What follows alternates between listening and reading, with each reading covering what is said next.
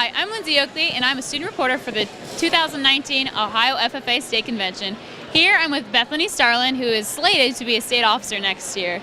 So, Bethany, could you tell me what was the process like to become a state officer? Yeah, so you actually kind of begin when you first enroll in your agricultural education class.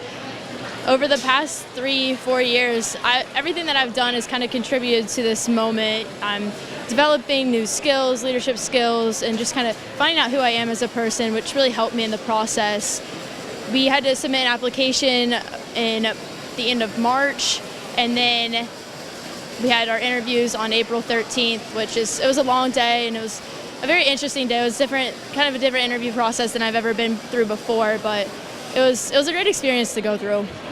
So when would you say was like the turning point and when you decided you wanted to be a state officer yourself? Yeah, so throughout my whole high school career, I was like, basketball is what I want to do with everything. I was going to go play college basketball somewhere, and then I started realizing that FFA was developing me more as a person than basketball ever would. And I kind of turned away from basketball and did what was making me a better person, and that was FFA. And as soon as I made that switch, I started realizing I was improving who I was, and I was really becoming who I wanted to be, and that was kind of the turning point of, wow, I do want to be a state officer. So I know that you have siblings, and I'm not quite sure, were they in FFA, and if they were, did they help you on this journey that you're on now?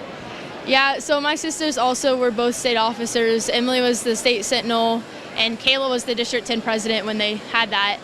And they did help me a little, but believe it or not, I did a lot of this on my own. They weren't really the most helpful individuals at times, but yeah, I am thankful for all the support my family did provide during this journey.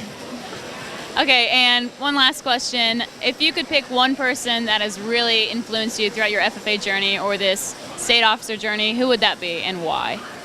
I would definitely say my grandfather. He grew up on a farm himself, and they farmed back in the olden days where stuff was a lot different and now, and I would hear the stories that he would have to say to me, and then we would compare it to today's agriculture, and that man inspired me to be a better person and to do what I wanted to do and take my heart and run with it. So he's probably the reason I'd be here today.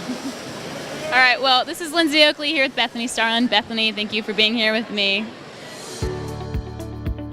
As a former Ohio FFA officer, I believe that the future of agriculture continues here at Wilmington College.